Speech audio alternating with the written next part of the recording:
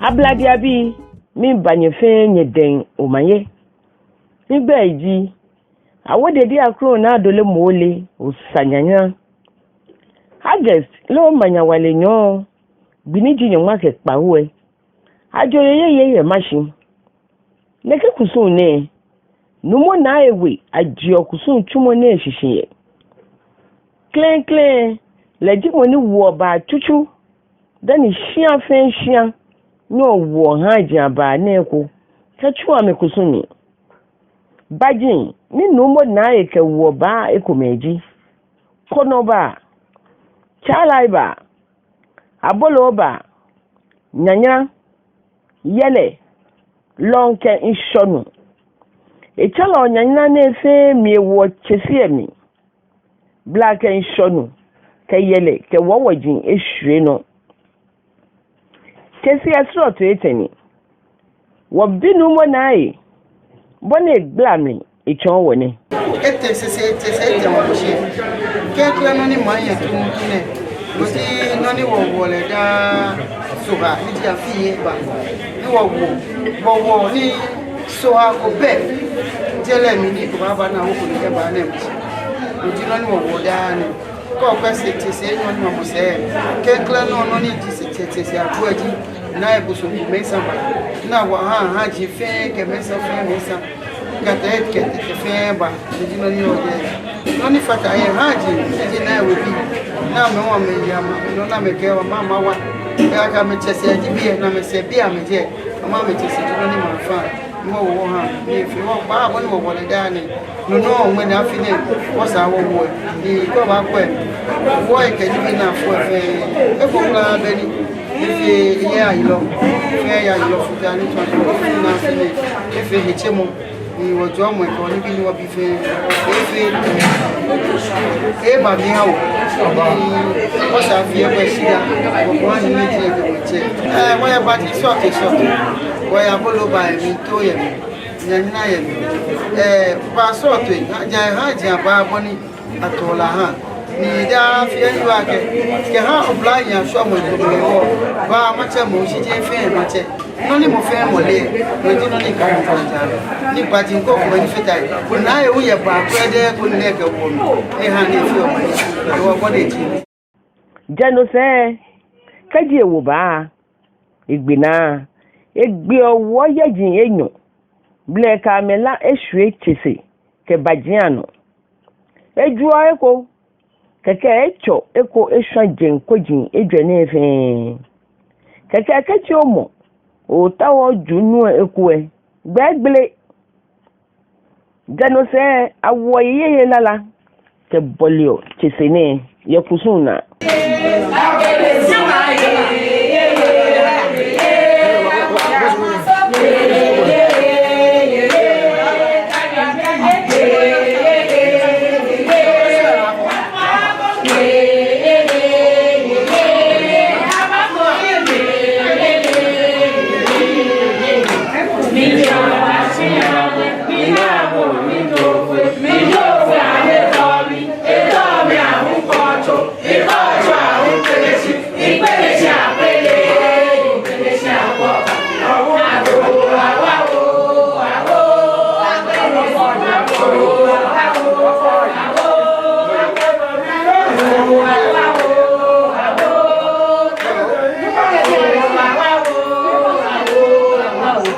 eno je chere mo ni di kon gba mo numo na e clean gba kon dani mo fe mo gba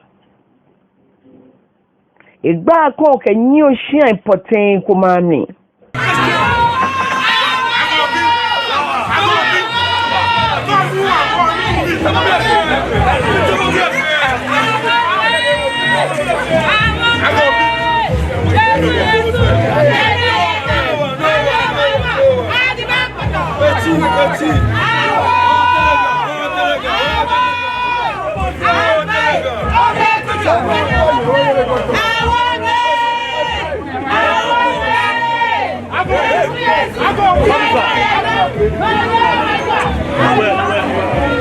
ena muwe ni gbese hu di okon gba mo nse ke ya ho sha for temi Can you blame my shine potting for mommy?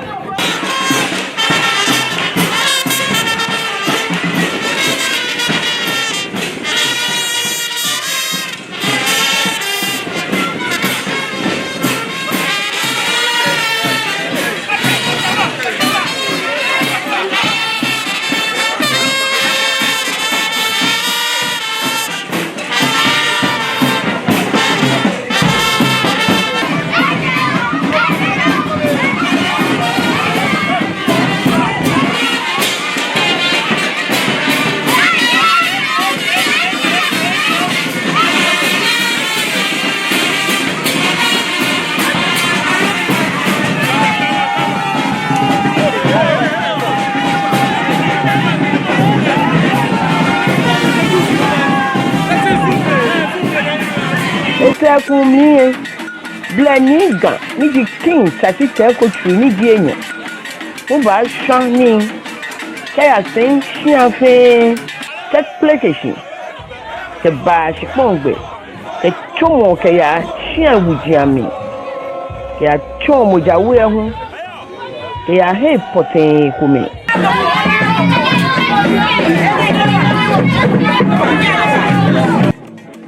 Jano say.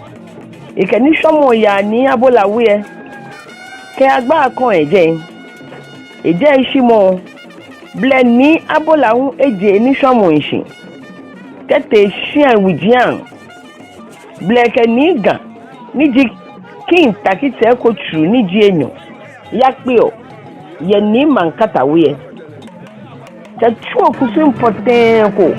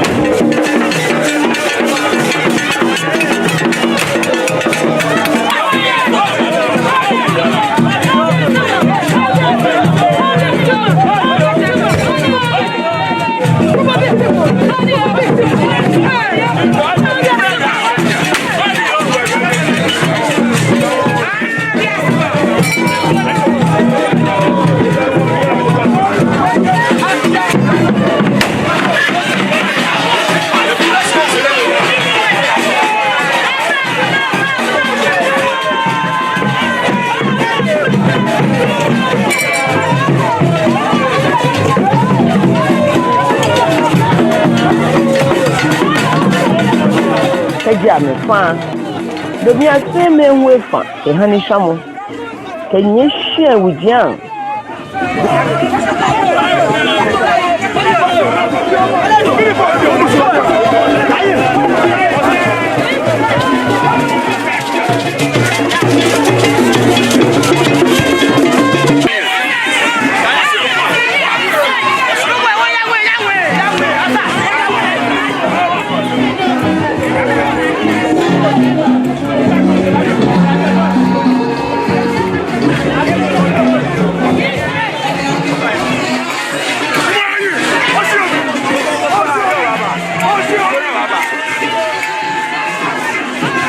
wakani abola fande gba mi boni eye egbia ike ni ya fi se iwe mu ni eyin mi afine noni water wo peji to enjoy ake umena afine ejio afiko close ha wo the bright calendar mi ke gadabwe ke gana mo fe yake ami ha jile bi ajo wo game libi baba o elajo libi baba o apata yin se akena ne wo gamanje ni di kin takite oju enyono eba kone basaga kone ele eya weku ale weku nyemme ale nyemme kuchu ale kuchu ke ha obla hie ho boni libi ya no baba o mi npa me fai mo fi amu no no yo kuchu no jugba ke bolu twa lo jugba ni ke school ya lo jugba ya ke solo boni ni mo bo fe be na ne mimba sadeke ha gadamwe ni yo wa no fe je bi epe ti man se fe ake ekumi fe mo no ya filimo fe afia me no ni mene iti ni yo gan fe se afo ni wole woy ni gan afi ekumi ni omanye aba fe gama no ni eko so ni come ko gbe so mi ni ahene nunu ni di eteno abola manche ke atofo hene ke ha gan fe Jenese wakani kwa donko ni di enyu afre chono manche boni la hu eye gbia ya fi se ewie mo na ehie mi ne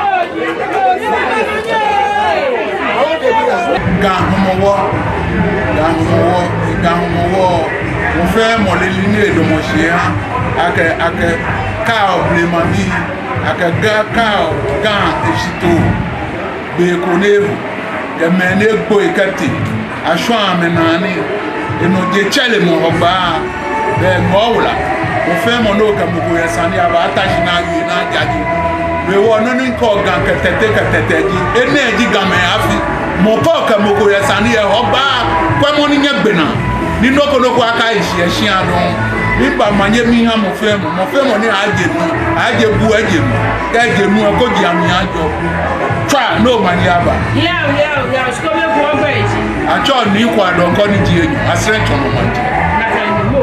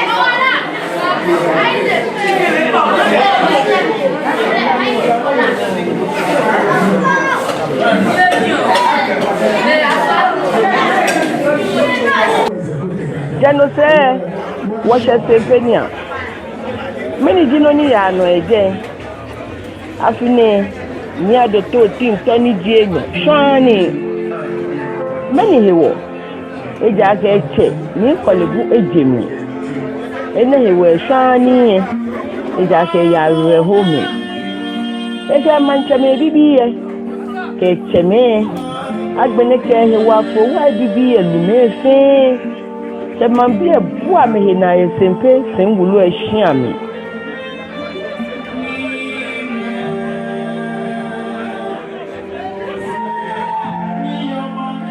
Well, me, I was simply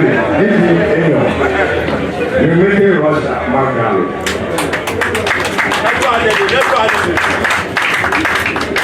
Okay, you don't come on. When I can't here, yellow, acting president of the Ghana President Council, can you do my me to do the sacrifice?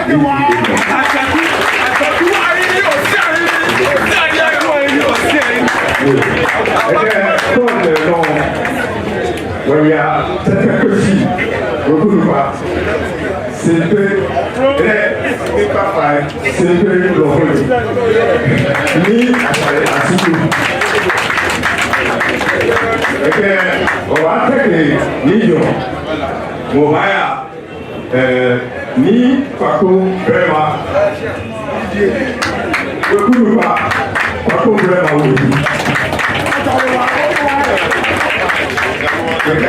et le temps ni Aïdou, c'était Sakachiou, le Kouba. Quand vous connaissez en CP, vous parlez, CP, ni Maï Gongou.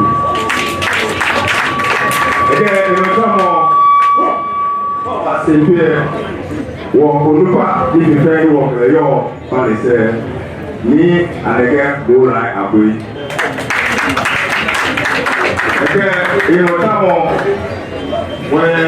Mandina Louis, pour tout, c'est bien. Comment c'est peu non, c'est bien à côté de moi. Et que, pour bien, c'est ça. Et bien, il dit, ça sera pour consommer, il dit,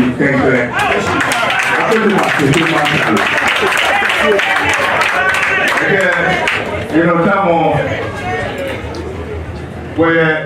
na popo, simple voyou, et bien avec le mois là, tout à fait, il a dit à l'auditeur, il a dit mon lit, pour dire que là,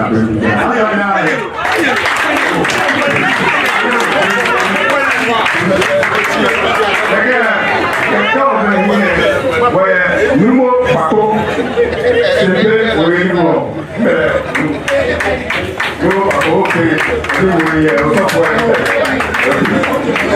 Quand on va dire, au jamais, c'était au jamais le quoi, c'était au jamais à toi. C'est pourquoi, et bien que, quelqu'un va pas. What is your warrior, big warrior, ọ̀sẹ̀ àbíọ̀yọ̀ ní àdókè òtútọ́ èyí ṣe pé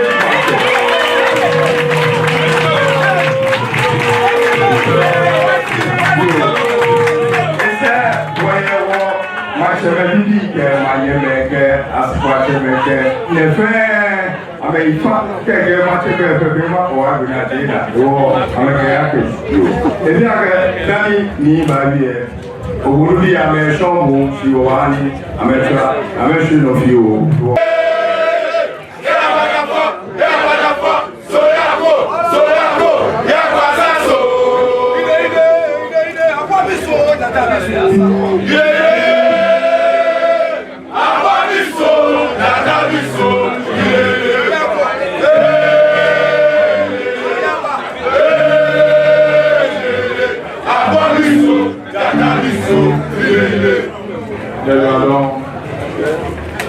Jamais, ni mais à savoir au fond moi que ma vie venait de la Christiane, il m'a fait des commandes, il m'a dit commander, il m'a dit commander, et que la madame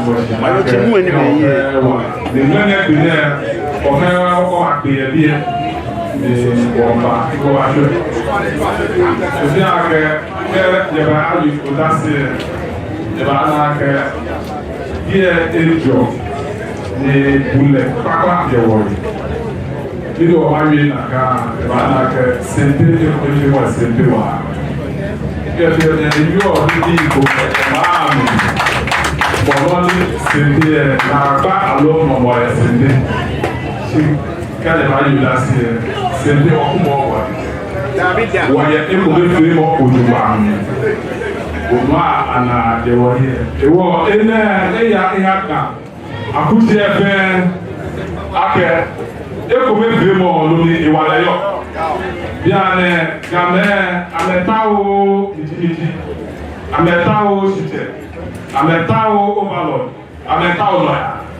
Sure. Eke eko befere mo pa lawyer ba ke ekome fe mo ba no ya ba o mi nwie ne ya ka ko ba no fe ake dia na no ni game shuoti ekome fe mo no mo fato ni amena ni armo ni manche luchuo na asane manche achuo asane ebu amandia ne ekwe ne ekome fe mo aba ekwe ni mandi ayasu ekwe ni fani fe mo aba mam sika ekome fe mo ba woti abiye ne kama ja luchuo o ba ni wotu wo mi pa fa ne na ise yo mo titi ni kwa mandi ji ekome fe mo kan ya kwa bele ka Manchester ni ke ekome fe mo ba ga ni afa ni do bele tele ibi ameli akeka sepejo kekejo ya na sepejo wo me ni amewu teji ya na amefa nika anyafa nika ane akọ mama papa ni ebu bi ane no ya wo fe wota wo je akomi achoteni je lu ka me wota wo bi ane wo ye ma bi na aya su asane lo e woje Deni ma mi fẹ́ kó kíkà asani lo ìwọ jẹ ìwọ ní pápá kẹjẹ tí ìwọ yẹn lè kókò bẹ yára ní ẹsẹ àmẹdẹ akẹ wọn sàáfi ní bàbá wọn fẹ́ wọn gbé omi nígbà ẹyẹ tí ẹyẹ ẹyìn ẹ tọ́ ló mà ní abà.